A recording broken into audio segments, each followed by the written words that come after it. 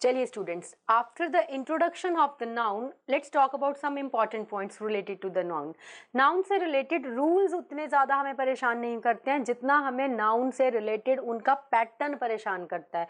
There are certain nouns जो हमेशा singular हैं, देयर आर सर्टन नाउन जो हमेशा प्लूरल हैं, and there are certain nouns that can be used as singular and plural both. तो आपको याद रखना है, ये जो मैंने आपके सामने पैटर्न बनाए हुए हैं ये सिर्फ पैटर्न्स बने हुए हैं। इन पैटर्न्स पे पहले हम डिस्कशन करेंगे। जब डिस्कशन के बाद पॉइंट पूरा जस्टिफाई हो जाएगा then we will go with the example. जैसे पहला पैटर्न हमें क्या कह रहा है, certain noun exist in plural form only. Here should be in, it's not is. Certain noun exist in plural form only. कुछ नाउन्स ऐसे होते हैं उनके साथ में एस का कोई फॉर्मेशन इसलिए नहीं होता कि उनको हमें सिंगुलर से प्लूरल बनाना है। एस के फॉर्मेशन का मतलब क्या है पहले तो ये समझिए। जैसे गर्ल सिंगुलर है, गर्ल्स एस के लगते ही प्लूरल हो गया। GIRL is singular, GIRL spelling is the same but जैसे ही एस लगा वो सिंगुलर से प्लूरल हो गया। और अगर आप ध्यान से देखें लिखा है savings, riches, troops, valuables, goggles, scissors, tongs, इन सब के साथ में एस लगा हुआ है। तो यहाँ पे जो एस लगाया हुआ है ये मैंने नहीं लगाया कि सिंगुलर से प्लूरल बनाना है। लैंग्वेज इनका प्रोनाउंसिएशन ही ऐसा रखती है कि इनके साथ में अगर एस को निकाल दिया जाएगा तो वो वर्ड ही नल एंड वॉइड हो जाएगा, उस वर्ड की कोई इंपॉर्टेंस ही नहीं रह जाएगी। तो you need to remember there are certain nouns जिनसे एस को अलग नहीं किया जा सकता और वो ऑलवेज आपको किसकी लुक देंगे, प्लूरल की लुक देंगे। अब चूंकि वो प्लूरल की लुक दे रहे हैं तो वो प्लूरल वर्ब भी चलाएंगे। जैसे मैंने एग्जांपल लिखा, my scissors are very sharp. अब कहना, अगर मैं ध्यान से देखूं तो मैं बात कर रही हूँ कैंची की। सिजर का मतलब कैंची होता है ना, तो मैं हिंदी में बोलना चाहती हूँ कि जो मेरी कैंची है उसकी धार बहुत तेज है। बट चूंकि जो सिजर है वो बिना एस के लिखी नहीं जा सकती, इसीलिए उसके साथ वर्ब भी क्या चलेगा, आर ही चलेगा, प्लूरल चलेगा। जैसे हिंदी में हम क्या बोलते हैं, हम हिंदी में बोलते हैं पैंट, कि मुझे नई पैंट लेनी है, लेकिन इंग्लिश में उसको पैंट नहीं बोला जाएगा। इंग्लिश में क्या बोलते हैं, पैंट्स बोलते हैं। तो जैसे ही हम पैंट्स बोलेंगे वो प्लूरल हो जाएगा, और वो जैसे ही प्लूरल होगा आपकी वर्ब भी प्लूरल हो जाएगी। Where are my pants, sign of question mark, because we are asking a question. तो आपको याद रखना है ऐसे वर्ड्स जिनके साथ में एस का होना नेसेसिटी होता है, नेसेसरी होता है, उनको आपको हमेशा प्लूरल पैटर्न में ही रखना है। जैसे गूगल नहीं होता, Google is something searching engine, surfing engine जिस पे हम सर्फ करते हैं, लेकिन जैसे ही एस लग जाता है, गॉगल्स वो आपकी सनग्लासेस बन जाते हैं। तो वेयर आर माई गॉगल्स या माई goggles are missing, getting.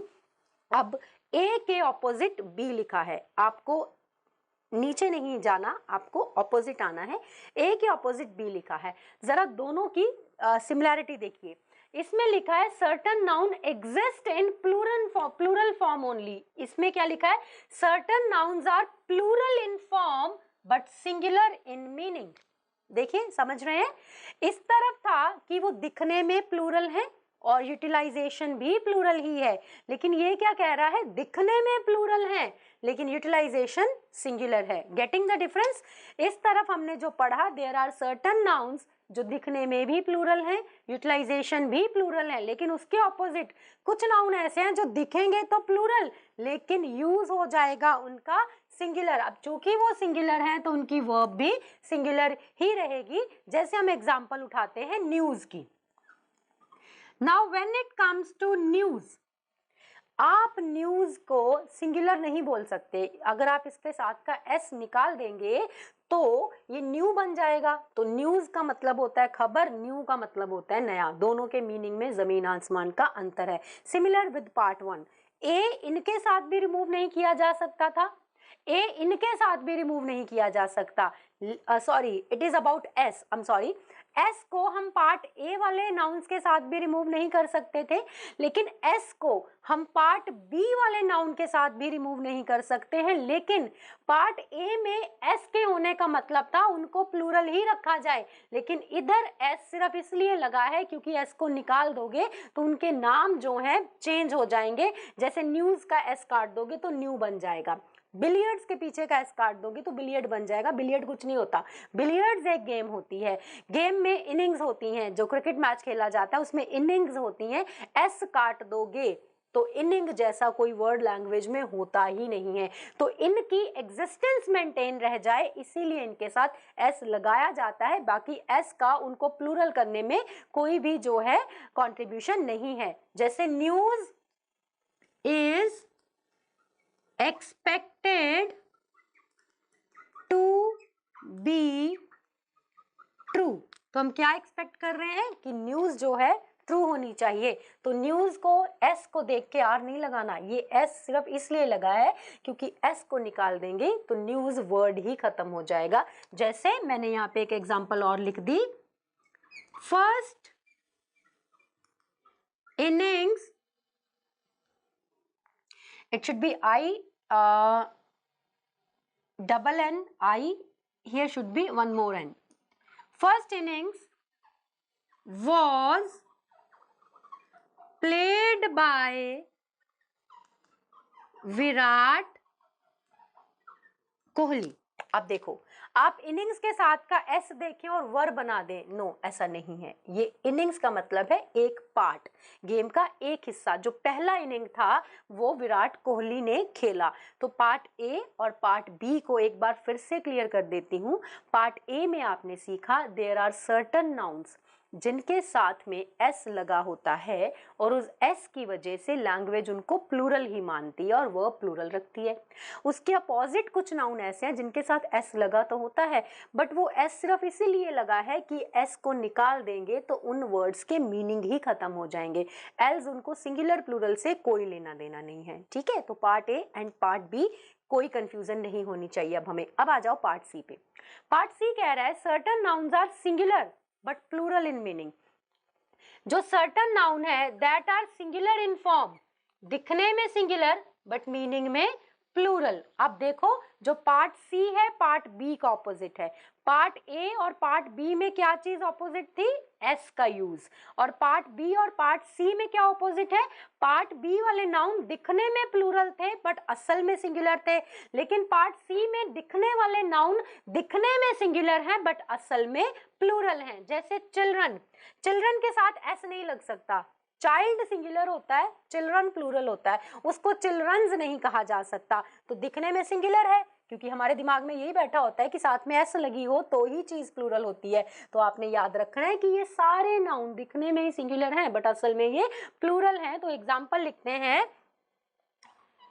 Children are playing. Okay, और चिल्ड्रन आर प्लेइंग, अब मतलब बच्चे खेल रहे हैं, इट्स नॉट लाइक बच्चा खेल रहा है। बच्चा होता तो वो चाइल्ड होता। ऐसे एक और ले लो, कैटल की अगर हम बात करें, कैटल तो बहुत फेमस एग्जांपल है, हर बुक में ही मिल जाती है। कैटल दिखने में ही एक वर्ड है बट असल में ये प्लूरल के लिए होता है। Cattle were grazing in the field. तो ये हो गया हमारा पार्ट सी। जैसे police, police have arrested the thief, police has नहीं होगा। तो अब 3 पॉइंट हमने सीख लिए। मैं आपको बार बार रिलेशन मेंटेन करके दिखा रही हूं इनमें ताकि आप कंफ्यूज नहीं हो जाएं। पार्ट ए में हमने सीखा कुछ नाउन ऐसे होते हैं जिनके साथ एस लगा होता है और वो एस उनको प्लूरल लुक देता है और वर्ब भी प्लूरल होती है।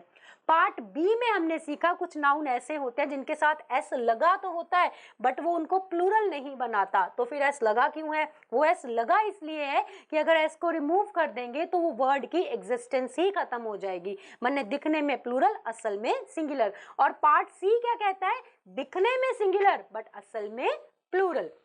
अब आ जाओ पार्ट डी पे। अब पार्ट डी इन चारों से ऑपोजिट है। पार्ट डी क्या कहता है कि देयर आर सर्टन नाउन जिनको हम सिंगुलर और प्लूरल दोनों तरह से यूज कर सकते हैं, लेकिन आपको ध्यान रखना पड़ेगा टर्मिनोलॉजी का। जैसे मैं बात करूं पोल्ट्री की, जनरली हम पोल्ट्री के बारे में क्या सोचते हैं, पोल्ट्री का मतलब होता है मुर्गी पालना। जो लोग पोल्ट्री फार्म का काम करते हैं, जिनके पास में चिकन होते हैं, दैट इज कॉल्ड पोल्ट्री, उसको हम उन मुर्गियों को पोल्ट्री कहते हैं। ओके, तो मैंने यहाँ पे लिखा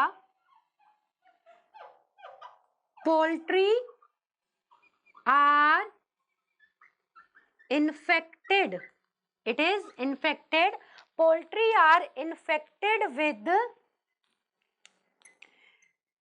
swine flu। तो पोल्ट्री को क्या हो गया है, स्वाइन फ्लू हो गया है। तो यहाँ पोल्ट्री का मतलब बिजनेस नहीं है, यहाँ पोल्ट्री का मतलब है चिकन्स की जो मुर्गियां हैं उनको स्वाइन फ्लू हो गया है। तो देखो पोल्ट्री यहाँ पे प्लूरल की तरह यूज हुई, क्योंकि यहाँ पोल्ट्री का मतलब किससे है, चिकन से है। अब मैं इसके ऑपोजिट स्टेटमेंट लिखती हूँ, is there any poultry in the fridge. अब देखो यहाँ पे पोल्ट्री का मतलब क्या है, मैंने यहाँ पे पूछा है कि फ्रिज में खाने के लिए कुछ है क्या। तो यहाँ पे जो पोल्ट्री है इसका मीनिंग हो गया फूड, और यहाँ पे जो पोल्ट्री थी इसका मीनिंग था चिकन। ओके, इसी तरह अगर हम मछली की बात करें, तो अगर मछली जो है एक ही है तो there is a fish in the pond.